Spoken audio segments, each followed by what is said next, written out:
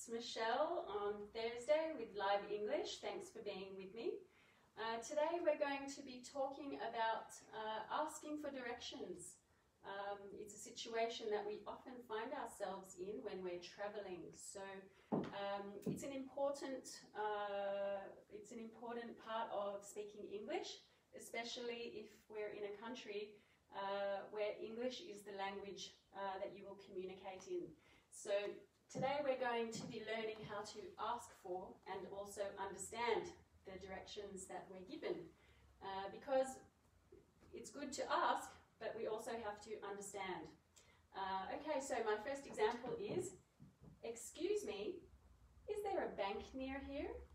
So we're going to ask politely. So if you were watching last week, we now know how to approach someone in a polite way.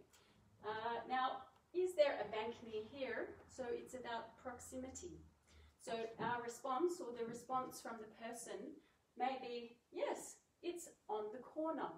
So in that case, we need to learn prepositions of place. So they could say, yes, it's on the corner, or it's at the end of the street, or they could say, it's on the left, or yes, it's on the right. So another way that we can ask for directions when we approach someone in the street, like we say in a lot of English-speaking countries, sorry, is there a supermarket near here? Or is there a supermarket in the area? So it means somewhere close by. So the response may be, yes, it's on King Street. Now, if I am not from that area, then I may have to ask some more questions. So how do I get there? You know, they might not know, the person might not know that you're not local. So they will say, well, you need to go straight ahead, and at the first left, you turn left, and then it is on your right. So it's important to learn your prepositions of place, on the left, on the right, at the end, or across the road. So you'll need to make sure that you work your prepositions of place when you're asking for directions. Another directions that we could ask is, hello, could you tell me where the museum is, please? And the person will say, oh yes, of course, it's straight ahead and on the left.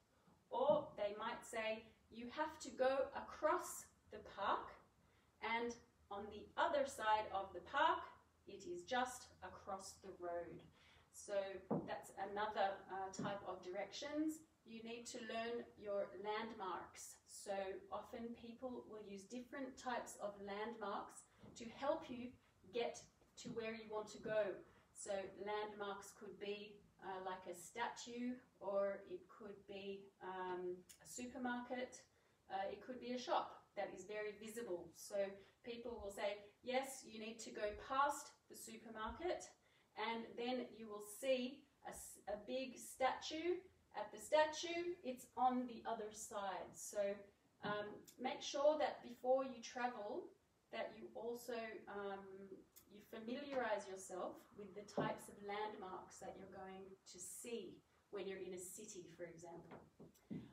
Now, one of the ways you can also is, could you tell me the way to the cinema?